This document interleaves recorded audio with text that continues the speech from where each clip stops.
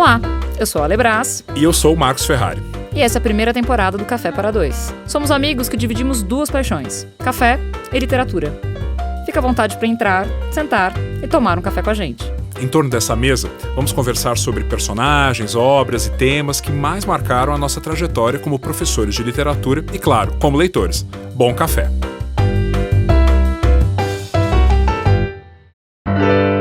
Episódio de hoje, Rita Baiana, do livro O Cortiço, de Aloysio Azevedo. E naquela terra encharcada e fumegante, naquela umidade quente e lodosa, começou a minhocar, a esfervilhar, a crescer um mundo, uma coisa viva, uma geração que parecia brotar espontânea, ali mesmo, daquele lameiro, e multiplicar-se como larvas no esterco. Daí a pouco, em volta das bicas, era um zum-zum crescente, uma aglomeração tumultuosa de machos e fêmeas. Uns após outros lavavam a cara incomodamente, debaixo do fio de água que escorria da altura de uns 5 palmos. O chão inundava-se. As mulheres precisavam já prender as saias entre as coxas para não as molhar. Via-se-lhes a tostada nudez dos braços e do pescoço que elas despiam, suspendendo o cabelo todo para o alto do casco. Os homens, esses não se preocupavam em não molhar o pelo. Ao contrário, metiam a cabeça bem debaixo da água e esfregavam com força as ventas e as barbas, fossando e fungando contra as palmas da mão. Sentia-se naquela fermentação sanguínea, naquela gula viçosa de plantas rasteiras que mergulham os pés vigorosos na lama preta e nutriente da vida, o prazer animal de existir, a triunfante satisfação de respirar sobre a terra.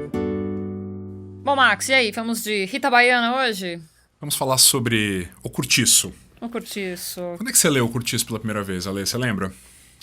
Eu lembro que o Cortiço, parece que eu tô visualizando a capa do livro. Ficava na estante de casa, era um dos livros que o meu irmão, Maurício, tinha lido pra faculdade, na época a FUVEST cobrava, enfim.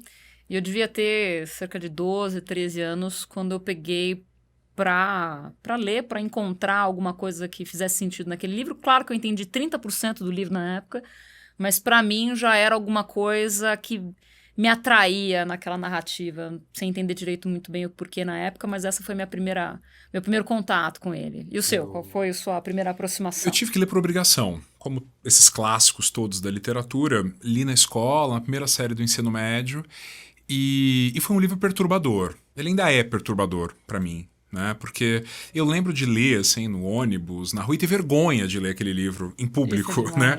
Como se as pessoas soubessem o que eu estava lendo, embora fosse um livro da escola, né? Um livro canônico. Eu acho que isso é uma coisa que chama a nossa atenção sobre o Cortiço, Mas né? o que você acha que acontece? Por que esse livro é tão... Poxa vida, a gente tá falando de um livro de 1889, 1890, né? Mais de um século de livro.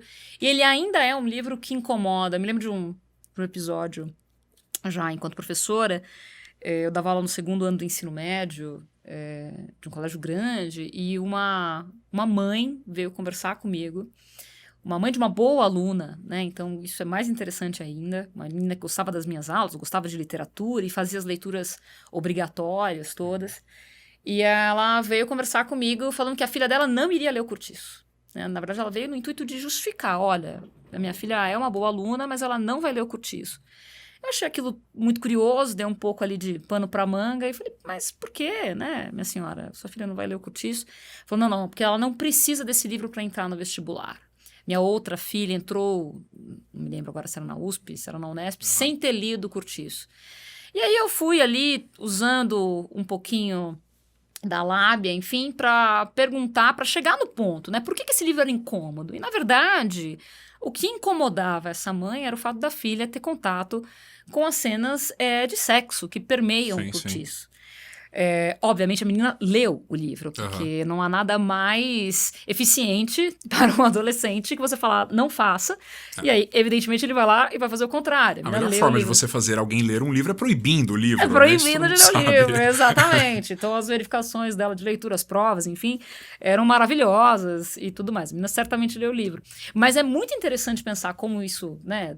A gente está falando de algo que aconteceu há 10 anos, no máximo, de um livro de mais de 100 anos que ainda incomoda e por conta desse fator. Mas você acha que é só esse fator? O que você acha que tem ali que incomoda? Eu acho que é um livro canônico, né? É um livro clássico da literatura brasileira, está em quase todos os programas de vestibulares nos colégios, Mas eu acho que esse incômodo deriva do fato de que talvez as pessoas tenham uma certa concepção de literatura como uma coisa edificante, né? Uma coisa que transmite determinados valores, né? Que nos melhoram como ser humano.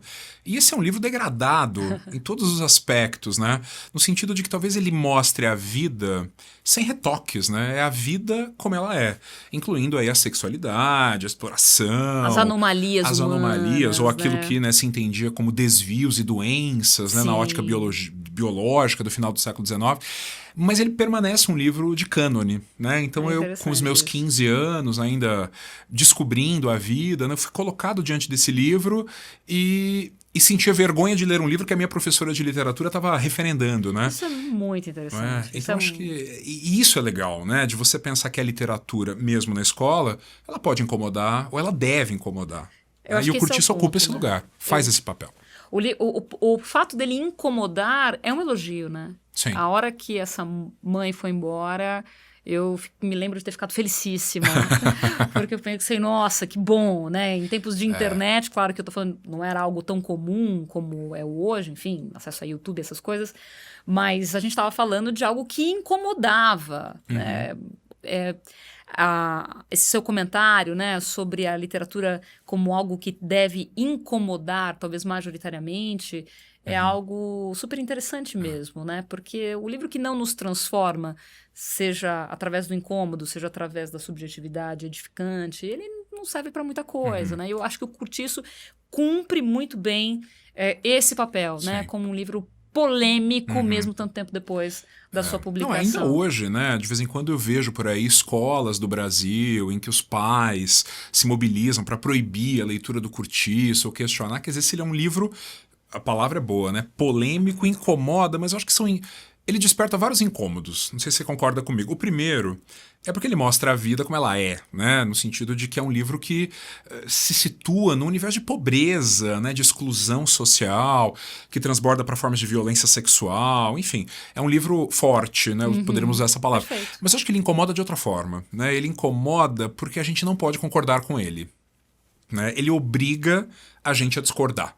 No sentido de que é um livro, né? Acho que a gente podia entrar um pouco por aí. É um livro do final do século XIX que pertence a um movimento, né? Um período da nossa literatura que a gente chama de período naturalista, né? Naturalismo.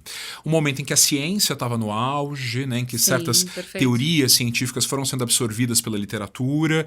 E nesse caso aqui, o autor, né? O Aloysio Azevedo, ele vai se basear em ideias deterministas. E que são colocadas como regras, né? Acho que isso é interessante colocar para quem, enfim, estiver ouvindo e gostar de literatura.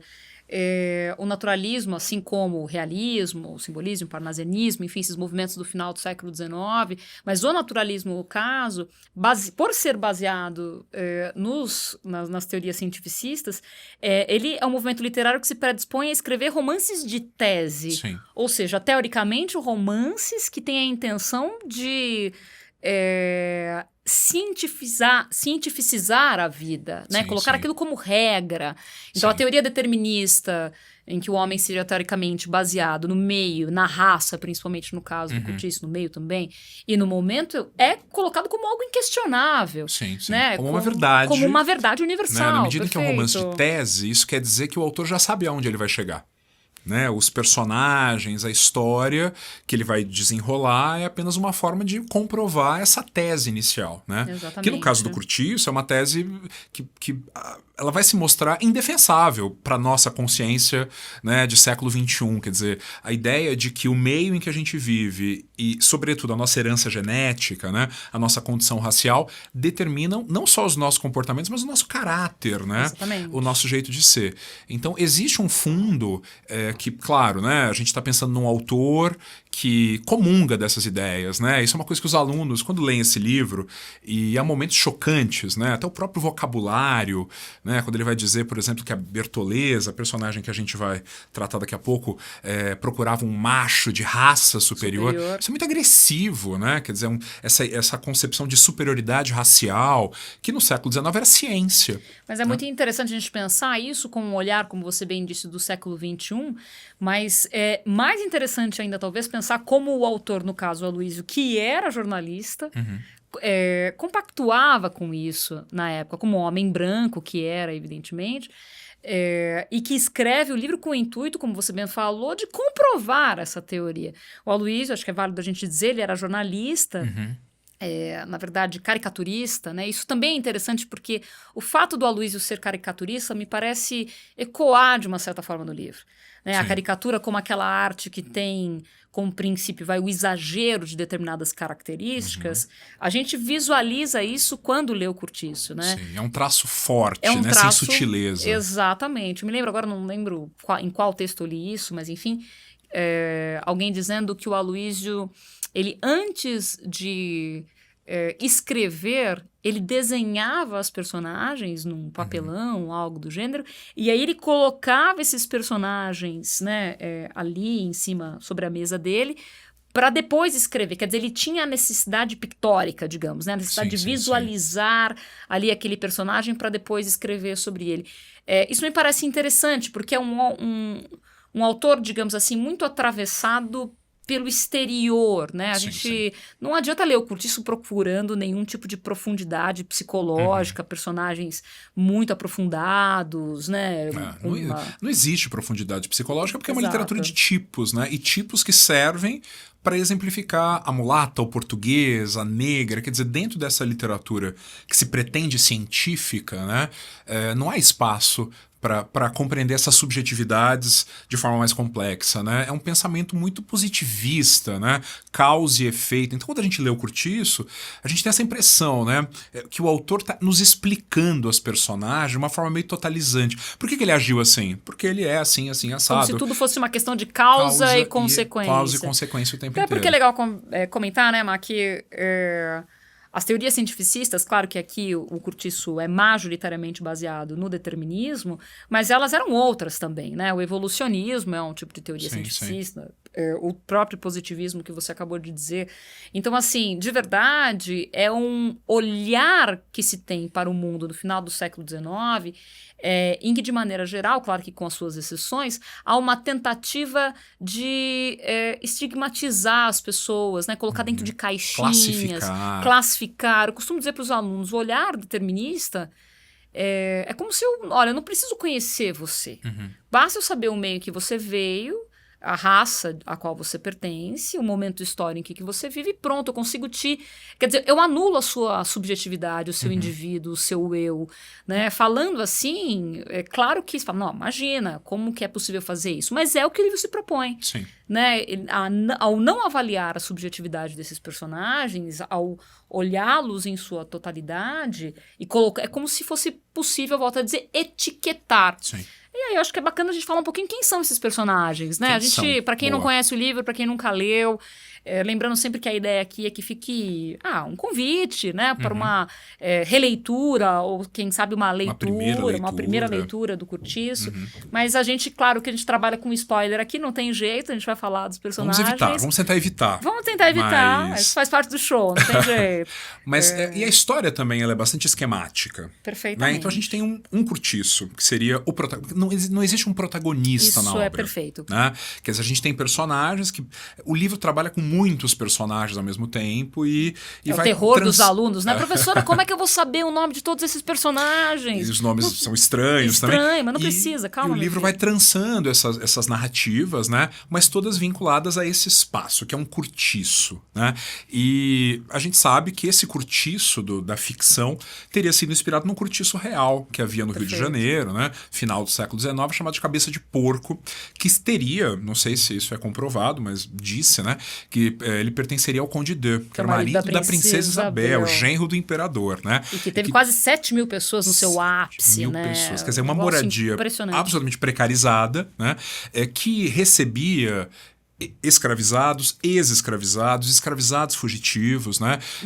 Imigrantes e toda uma série de pessoas da margem, né? Era o lugar da margem.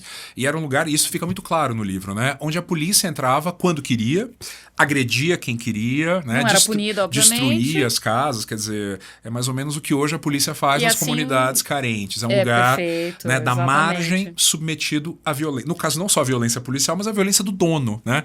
Que é quem cobra o aluguel, que é quem explora, que é quem vende a comida, né? E quem ganha em cima dessa exploração. E assim como o nosso cortiço aqui, né, o cortiço do Aloísio Azevedo, o cortiço do marido da Princesa Isabel, até que conste o contrário, também ficava, interessantemente pensar nisso, entre uma pedreira e um rio, né? Porque isso, de uma certa forma, acabava respondendo aos trabalhos dos homens que iriam trabalhar na pedreira. Sim. E das mulheres que iriam levar as suas respectivas tinas, né? Pra quem não sabe, tina é aquele negócio de lavar roupa. Que eram de todas tanque, lavadeiras, que eram né? todas lavadeiras. E aí você tinha o rio para lavar as roupas, né? Então é interessante pensar que o espaço geográfico do cortiço do Aloísio é o mesmo espaço geográfico do cortiço do Conde de. E assim, bom, aí a gente já não tem essa imagem real, mas no nosso cortiço aqui da ficção, é interessante pensar que é uma contraposição do cortiço ao sobrado. Sim. Né? Então, como você falou, ele é muito esquemático, o livro, e inclusive espacialmente, né? Porque você tem ali o conjunto vertical e o conjunto horizontal, né? Sim. No sentido de que o sobrado, logicamente, é verticalizado ao lado do cortiço. No sobrado vivem Miranda e Estela, um casal absolutamente incomum, né? São dois portugueses, né? Ele dependendo do dinheiro da mulher e submetendo a um casamento sem amor, embora haja um desejo sexual, assim, muito latente ali, né? que aparece, que de novo, né? Isso é a tônica do livro, os aproxima ao nível do animal. Exatamente. Né? A animalização é um é frequente, né? Então você tem ali o sobrado dos portugueses, que obviamente torcem o nariz para aquele mundo, o próprio narrador diz, né? Aquelas pessoas que fervilham como lamas no esterco, como larvas no esterco, né? E eles têm uma filha absolutamente sem graça, vamos citar aqui a Zulmirinha. O Miranda não gosta dela porque acha que não é filha dele. A Estela não gosta dela porque sabe que é filha dele, ou seja, ninguém gosta da menina. Mas aparentemente é uma família de bem, né? Uma família de gente rica. Depois ele vai se tornar barão, né? Branco, português. Que tem o azar, né, de ser vizinho ao terreno onde João Romão, que também é um imigrante português, sim, está com a sua febre de acumular, porque ele é um capitalista selvagem, de 4 costados, né? Construindo ali primeiro uma lojinha, depois umas casinhas que vão dar origem a esse cortiço. As 94 casinhas. 94 casinhas desse João Romão, que é um homem que tem uma sede de enriquecer e que não tem nenhum escrúpulo. Eu acho que a primeira, né, só retomando um pouquinho essa ideia da primeira leitura, me lembro bem do primeiro choque, né, ou do quanto foi de fato incômodo, para retomar o termo que você usou, ler, por exemplo, para retomar o Miranda aqui, que ele se servia da mulher como quem se serve de uma escarradeira, né? Então, o sexo é visto como uma animalização constante. Não existe isso de, eu vou me relacionar sexualmente com alguém porque é um traço afetivo. Não existe amor, né? Não existe amor. Ninguém ama ninguém. Né? O sexo como uma manifestação, sei lá, de um afeto, de um carinho, ou de um desejo sexual saudável. Não, né? Ali... Eles não fazem amor, eles cruzam. Eles cruzam, estão no cio. Aliás, a palavra cio é usada com frequência, né? Nesse contexto. Então, esse é um trecho que eu lembro que, enfim, me incomodou, ou sei lá, me chocou, né? A Alessandra de 13 anos de idade, evidentemente. E quando a gente vai para o cortiço, aquele João Romão que come restos de comida, mesmo tendo uma venda, porque ele se nega a gastar dinheiro, enfim, tudo em nome de uma acumulação sanha. de capital primitiva. E ele é tão sem escrúpulos, né, que isso aparece sobretudo no caso da sua esposa empregada escrava, que é a Bertoleza, né? Quer dizer, é uma escrava fugida, ela saiu de Minas Gerais, veio para o Rio de Janeiro, ela está, portanto, escondida do seu senhor, né? E ela se envolve com o João Romão e ele promete, na verdade, ele pega as economias, que ela trabalhava como quitandeira, né? Trabalhava duro, ela dá as economias dela ao João Romão e ele promete pagar a sua carta de alforria. E ele não só se apropria do dinheiro dela indebitamente, como ele dá a ela uma carta de alforria falsa. Ela era analfabeta, né? Então ela acredita, ele se torna um salvador. Não, ela não só o ama... Como ela é grata por algo que ele não fez. E o livro nos dá a entender que por ser uma cafusa, ela é atraída por um homem branco, né? Essa ideia de superioridade racial que está permeando o livro. E ela vai se tornar uma espécie assim, de faz-tudo dele. Sim, né? As descrições da Bertoleza são... Essa é uma característica do Cortiço de que eu gosto muito, assim, é um livro que você cheira, que você toca, ele é sinestésico ao o extremo. tempo inteiro, né? Uhum. Então, essa coisa da Bertoleza que fritava peixe, e aí o tempo inteiro ele descreve, né, que ela tem uma mescla de cheiro de peixe com gordura, com cebola, e aquilo... Enfim, você percebe esse olhar, inclusive degradante, por parte do narrador para com essa mulher, né? Então, é interessante a gente também pontuar isso. É um mar de personagens, aliás, uma série de substantivos coletivos que são usados ali, né, para indicar essa coletividade toda, mas nesse mar de personagens, além do Miranda, da Estela, do João Romão e da Bertoleza, que a gente acabou de falar, tem uma espécie de quadrilátero amoroso, que eu acho que é válido, até porque para a gente chegar na nossa Rita Baiana. Baiana, porque em dado momento, quando o Cortiço já está estabelecido, João Romão, né, esse proprietário e tal, aparece um outro português, que seria uma espécie de duplo, né, do Jerônimo na narrativa, do João Romão na narrativa, que é o tal do Jerônimo, que é um homem exemplar, né, um português de brio, um português casado com a tal da piedade, bom pai, trabalhador. A menina não mora no Cortiço, quer dizer, a filha não mora no Cortiço porque eles não querem que... Ela estuda, Ele paga um colégio particular para a filha. E ele se muda, ele vai trabalhar na pedreira do João Romão, vai morar no Cortiço com a esposa, né? Só que esse português, Jerônimo, é engraçado quando eles chegam ao Cortiço, os outros olham com estranheza, né? Ele está sempre em mangas de camisa, ou seja, numa posição de trabalho. E eles são um casal que se ama, que se respeita, né? Isso é uma coisa muito estranha a esse mundo da degradação dos costumes e tal. Só que esse Jerônimo, né, ele vai sofrer um processo de abrasileiramento. Isso não é bom, né? Completamente. Se abrasileirar, para o autor, né, que é um autor que tem uma visão muito negativa do que é, né, digamos, a nossa condição enquanto povo brasileiro, ele vai mostrar que o Jerônimo, aos poucos, vai abandonar a guitarra portuguesa pelo violão, vai trocar o vinho do Porto pela cachaça, o fado pelo... O bacalhau pela feijoada. Ou seja, ele vai se contaminar, né, pelo meio. A força do meio, ela condiciona o comportamento. E isso vai atingir o seu ápice no momento em que ele encontra a Rita Baiana. A Rita Baiana, naquela cena antológica maravilhosa. Um pouco impressionante também. Eu acho que é de longe uma das cenas mais emblemáticas da literatura brasileira. Não sei se estou exagerando aqui, mas eu acho que é válido fazer esse comentário. Que é naquela noite de roda de samba, aquela mulher dançando e, de uma certa forma, inebriando todos os outros, né, que estavam olhando para ela ali, em especial o Jerônimo, que sai da casa dele para vê-la dançar, né? E a partir do momento que ele encontra com aquela mulata, e o termo, né, pejorativo que a gente... que se usa aqui, né, naturalmente ele fica... ali a gente percebe que algo rompe. Naquela mulata estava o grande mistério, a síntese das impressões que ele recebeu chegando aqui. Ela era a luz ardente do meio-dia, ela era o calor vermelho das cestas da fazenda, era o aroma quente dos trevos e das baunilhas que o atordoara nas matas brasileiras. Era a palmeira virginal e esquiva que se não torce a nenhuma outra planta. Era o veneno e era o açúcar gostoso. Era o sapoti mais doce que o mel e era a castanha do caju, que abre feridas com seu azeite de fogo.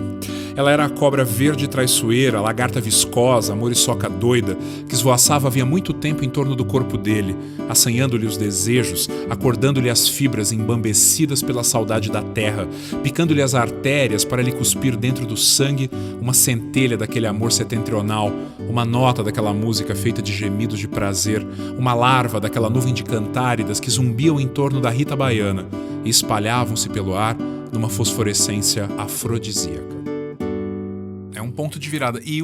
Só que ele não é simplesmente uma mulher, né, uma brasileira exalando sexualidade, né, na dança, no movimento, mas ela é o Brasil, né, como se ele estivesse tendo consciência ali de alguma forma desse contato com esse meio, porque o meio é o Cortiço, mas o meio também é o Brasil. E ela, né? A Rita Baiana, ela é essa alegoria do Brasil, né? Sim. Ela é essa personificação. E é interessante só a título de narrativa, para situar quem está nos ouvindo, que ela tinha um companheiro, não sei se o termo namorado é usado em algum momento ali, acredito que não, mas é o Firmo, que é um capoeirista, né, e que tem, inclusive, fisicamente, ele é descrito como alguém mais mais magro, né? Mais ágil, né? Então, quer dizer, ela tinha um companheiro e, como já falou, o Jerônimo também era casado com a Piedade. Aliás, esse nome vale o ingresso, né? Piedade, vamos combinar. E ninguém tem piedade da coitada nesse livro, né? Da coitada que, né, protagonista, a gente vai falar isso depois. Uma das cenas mais terríveis envolve essa pobre dessa portuguesa. Pobre alma, pelo amor. E aí, claro, né, que aquilo vai acabar gerando uns ciúmes no Firmo, enfim, as cenas muito emblemáticas, há uma cena depois, né, da briga do Firmo com o Jerônimo, que é muito impressionante, sim, né, sim. O Jerônimo como uma figura quase tesa, sim, um homem forte, enorme, né? Exato, Musculoso. E o Firmo como alguém que é capoeirista, então joga pra cá, joga pra lá, é rápido e acaba nessa dando uma navalhada ali no Jerônimo, que fica doente, e aí é o começo do fim, né? Que depois vai se vingar, né? Que depois vai se E vai vingar. se mostrar um homem extremamente violento. Então, quer dizer, esse mergulho no meio do cortiço, como esse lugar de promiscuidade, depravação, então, mas ao mesmo tempo também é o encontro com essa natureza tropical brasileira desconcertante, né? E esse desconcerto o transforma num outro homem. Ele vai abandonar a esposa, não vai mais pagar o colégio da filha, ele vai deixar de trabalhar, ele a coisa vai do trabalho, né, Marcos? É emblemático, porque a gente está falando de uma sociedade capitalista, obviamente, em que a produção é o tempo inteiro reforçada e valorizada, e ele deixa de trabalhar, né? E é uma concepção, né, do século XIX que entende também o povo brasileiro como um povo vagabundo, enfraquecido pela miscigenação e, portanto, alheio ao trabalho, exato. à produtividade, um povo festivo, que é um estereótipo que está aí até hoje, Exatamente, né? A gente paga o preço disso Exato. até hoje, o então, tempo inteiro. há uma transformação nesse personagem. E a Rita Baiana é quem está por trás da mudança e da decadência do Jerônimo. E aí, eu não sei se você concorda comigo, mas eu acho que vale esse comentário e essa comparação, né? A Rita Baiana enquanto alegoria do Brasil, como a responsável, digamos assim, pela derrocada de Jerônimo, nos faz imediatamente lembrar da nossa queridíssima, adorada Iracema, de José de Alencar, outra alegoria do Brasil. Aparentemente parecem duas mulheres completamente diferentes, né? Exato. Uma no seio do romantismo brasileiro, da literatura indianista, do José de Alencar, né? E a outra, uma personagem de um livro naturalista, e que é nada mais antirromântico do que o naturalista, né? Exato, quase uma resposta. Sem idealização nenhuma, né?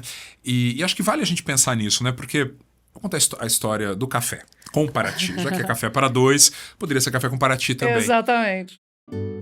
A portuguesa não dizia nada, sorria contrafeita no íntimo, ressentida contra aquela invasão de uma estranha nos cuidados pelo seu homem. Não era a inteligência nem a razão que lhe apontava o perigo, mas o instinto, faro sutil e desconfiado de toda a fêmea pelas outras, quando sente seu ninho exposto. Está-me a parecer que agora te achas melhor, hein? Desembuchou afinal, procurando o olhar do marido, sem conseguir disfarçar de todo o seu descontentamento. Só com um cheiro, reforçou a mulata, apresentando o café ao doente. Beba, ande, beba tudo e abafe-se.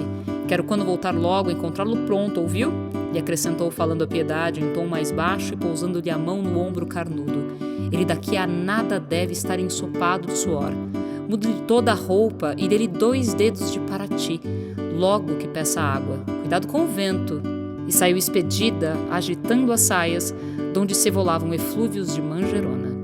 Quando o Jerônimo conhece a Rita, ele cai de 4 por ela. Ele cai, aquele homem, né, imenso. Sim, e tal, cai pela primeira vez na vida. Pela primeira vez na vida ele cai de cama. 4 pneus arriados. E a sua esposa lhe dá chás e outras beberagens, para ver se ele acorda, e ele continua, né, deitado na cama. E a Rita Baiana oferece a ele um café com cachaça. Um café com Paraty, dizendo que é isso que vai fazê-lo acordar. O homem levantar.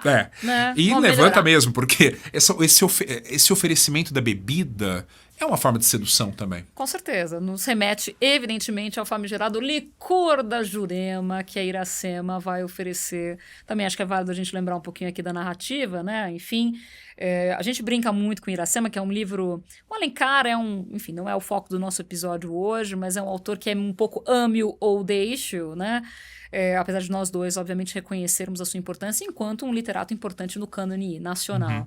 E lá, no caso, é a Iracema, filha do pajé, né, responsável pela tribo dos Tabajaras, que vai se apaixonar pelo português, que é o Martim, né? De novo um português, né? De novo um português. Ela se apaixona por ele, lembrando que lá no caso ela tem como condição sine qua non, digamos assim, por ser filha do pajé, ser virgem, porque ela tem uma obrigação diante da tribo. Ela é uma sacerdotisa, ela é uma né? sacerdotisa, exatamente, que ela tem que fazer ali dentre as suas tarefas. Ela é responsável por uma espécie de ritual ali dos homens. Para isso, volta a dizer, ela precisa ser virgem e ela tem que fazer o licor. Ela sabe a receita, digamos assim, do licor da jurema, que nada mais é uma espécie de xarope feito com a casca bebida da árvore. É um alucinógena, alucinógeno, né? exatamente. Vamos Que se usar tomava aqui. antes das batalhas. Exatamente, né? Para os homens. E aí tem aquela cena, né, em que ela vê os homens ali todos, ela acompanha o sonho, né, as alucinações, na verdade, dos homens. E o que ela faz, porque ela não é boba nem nada, a gente acha que a Iracema é boa, mas ela não é. Ela vai lá e dá o licor da Jurema para o Martim, que seria proibidíssimo, porque ela quer descobrir o que esse homem está pensando, né? E aí ele vai lá, diz o nome dela, e quando ela diz o nome dela, acabou-se, né? O fato é, não há como não comparar essas duas mulheres, Rita e Iracema, que ambas, cada uma a seu modo, é claro que é legal a gente pontuar as diferenças, são alegorias do Brasil, né? Só que a Iracema, muito vinculada a esse lado virginal, né? Até porque ela o tempo inteiro tem esse epíteto, né? A virgem dos lábios de mel. A Então, América, né? O nome dela. América, as mesmas letras, você forma a exatamente, palavra América, é um anagrama, né? Exatamente. Então ela representa essa floresta de uma certa forma ainda um pouco ilibada, intocada, que vai ser devastada por um português, mas que ali no caso do livro romântico é justificável, enquanto a Rita Baiana... Quer dizer, então a Iracema se entrega ao português... que está, obviamente ele não tem culpa, ele está delirando, né? Ele não sabe o que está acontecendo. Essa cena é maravilhosa. Oi, o que aconteceu aqui? Não sei. No sonho, é maravilhoso. Depois a gente vai descobrir que não foi sonho, né? E são dois portugueses, mas isso que você falou é interessante, né?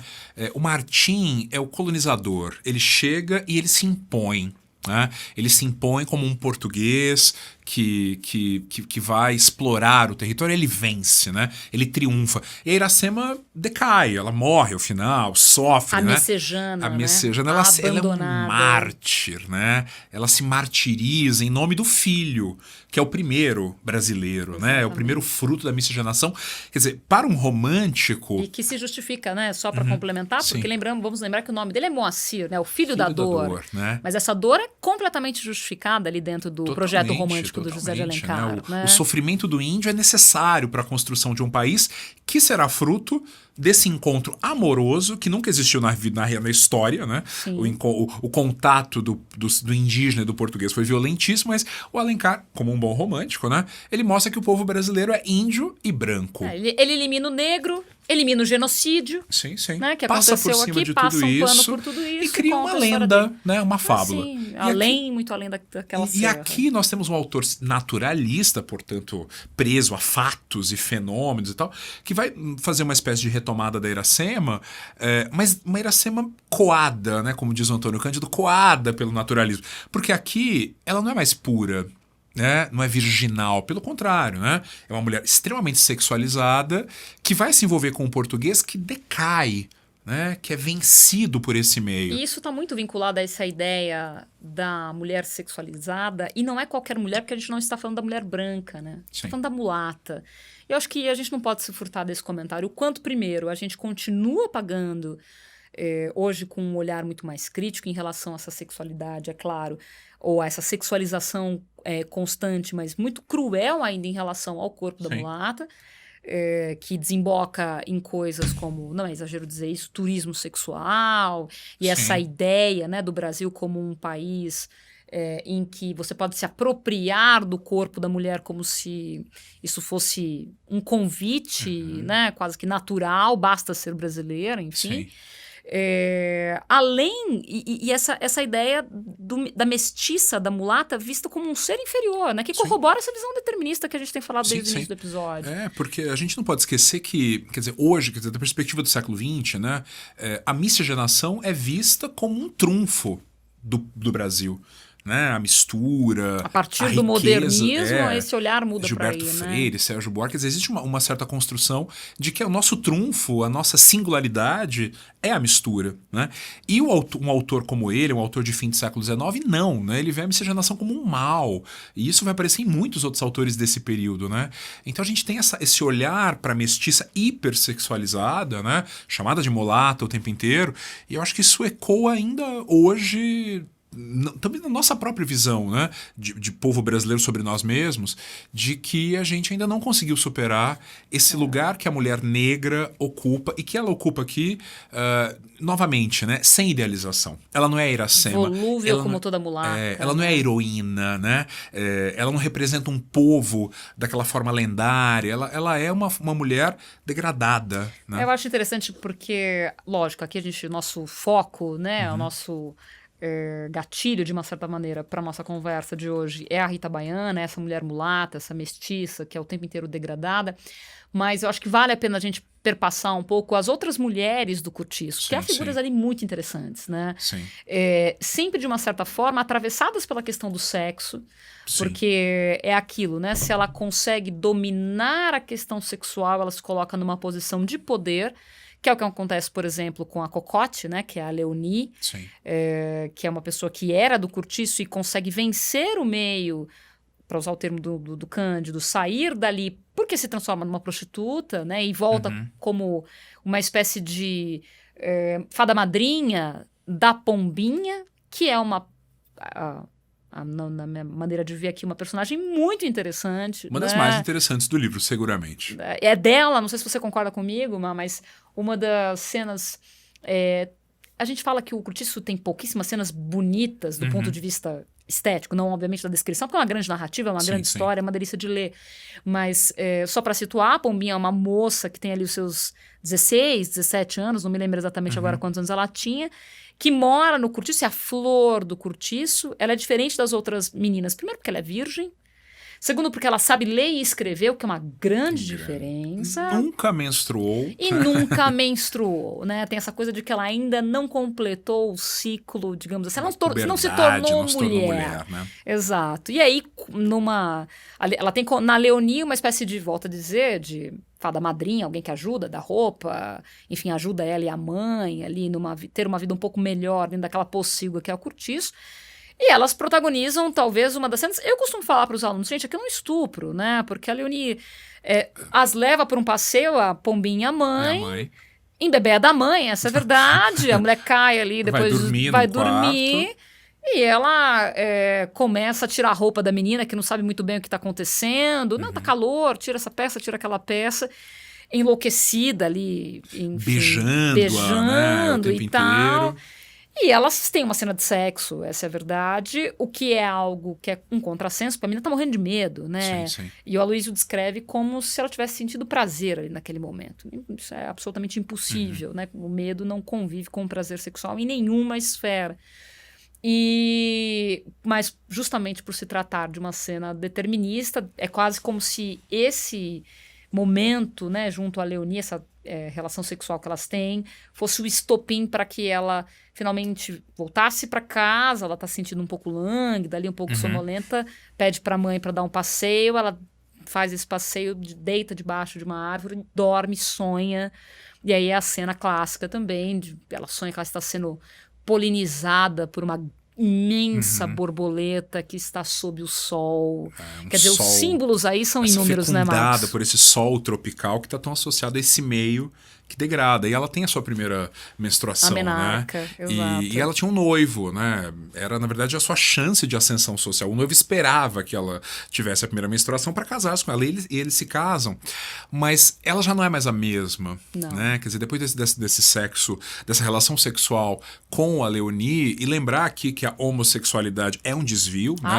É uma anomalia, né? É uma anomalia, um desvio e tal, uma doença. Vista não era homossexualidade, era homossexualismo na época do cortiço, né? É uma visão muito degradada da relação, né, homoerótica. Corrobora essa deturpação, total, né, da degradação dos costumes, né? Exato. Então ela volta para casa, ela, enfim, menstrua, ela vai se casar, só que ela vai perceber que o lugar dela não é o lugar da esposa, Porque descobrir o sexo, né? Ela percebe que isso pode ser uma moeda de troca. Ela tem muito mais poder do que ela imaginava. Até porque ela escrevia as cartas, né? Quer dizer, isso é fantástico, né? Quando algum morador do Cortiço queria mandar uma carta, sentava-se diante dela e ditava a carta, ela escrevia.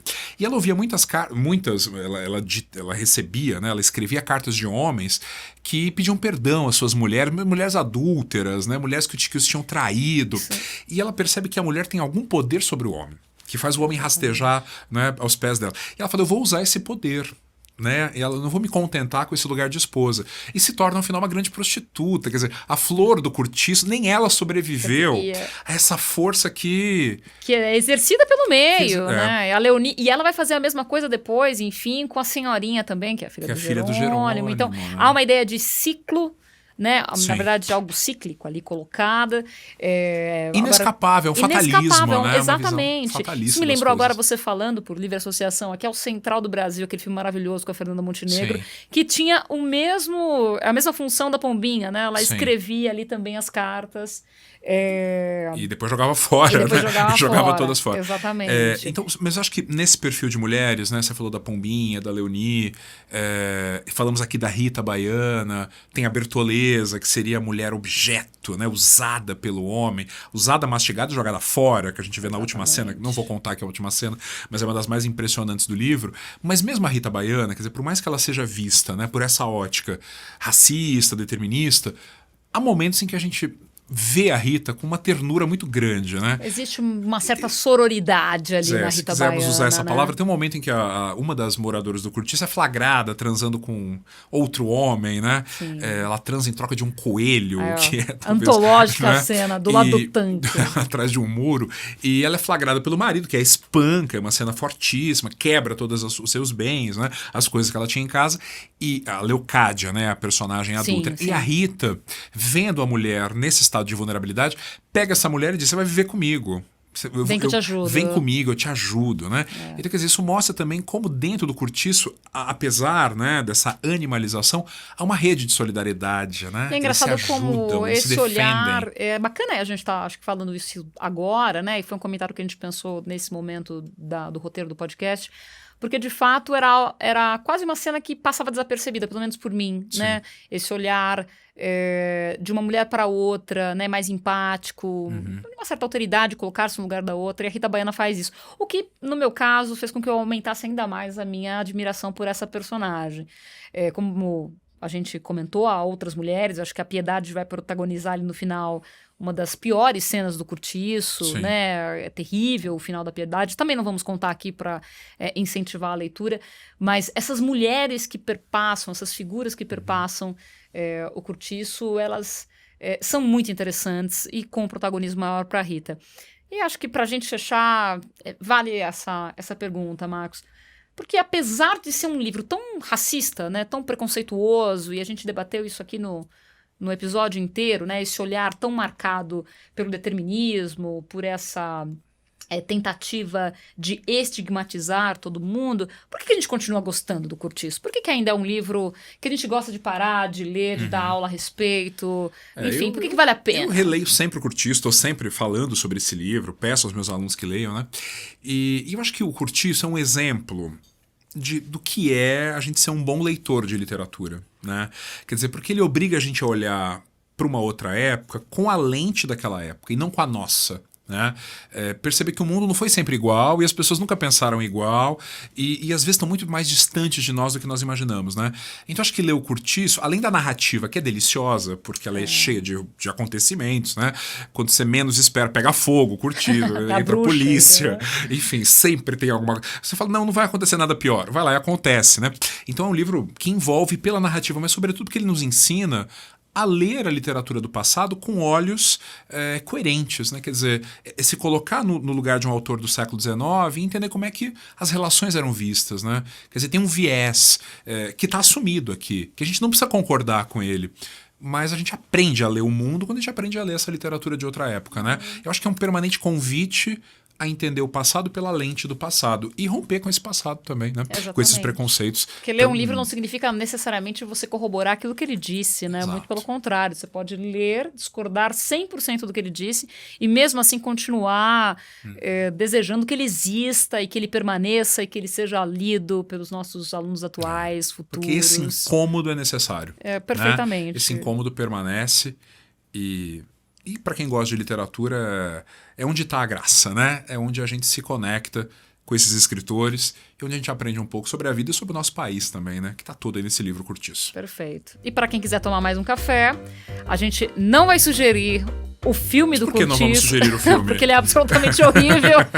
Desnecessário, ou filme ruim, aquela Beth Faria fazendo. É um filme muito precário, né? Não Rita faz justiça Baiana. ao livro. O máximo que dá pra fazer é assistir algumas cenas pra dar risada, porque ele é terrível. Então, assim, aqui é um quadro pra sugerir alguma coisa, e neste momento, pra não sugerir. Vamos alguma dessugerir, coisa, né? Dessugerir. Se você queria assistir, não assista. Não assista, o que vai fazer com que provavelmente você vá lá dar uma olhadinha e veja o quão terrível é esse filme. É um filme muito precário, Nossa ruim. Meu. Não faz justiça ao livro. Agora, se você quiser mergulhar um pouquinho mais aí, no de Curtiço, fato, aí é sério, né? Aí é sério, né? Respeitando. Vou indicar aqui um texto do Antônio Cândido, que foi professor de literatura, um dos maiores especialistas, talvez o maior, né?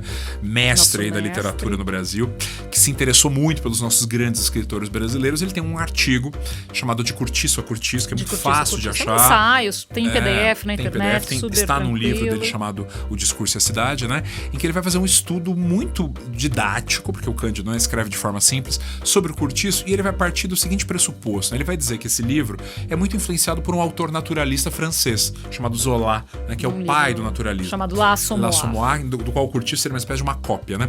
E o Cândido vai mostrar que não, né? Que embora seja inspirado num livro francês, a realidade brasileira está dentro do livro. Ou seja, o meio foi alterado, alterou tudo. Altera tudo, altera o cenário e essa percepção das relações, né, sociais permeadas por esse espaço que é o Curtiço. Então esse é um texto fantástico para quem quiser realmente fazer um mergulho profundo nesse livro que permanece no cânone, mas incomodando sempre, né? É isso aí. Temos um programa? Temos. Até a próxima. E esse foi o Café para Dois, o podcast para quem, assim como nós, bebe literatura. Os roteiros são de Max Ferrari e Ale Brás. A edição de som, trilha sonora e mixagem são de Pedro Zaluba, e a gravação é feita no estúdio Labituca. Os episódios da primeira temporada do Café para Dois estão disponíveis nos principais agregadores de podcast. Até o próximo episódio.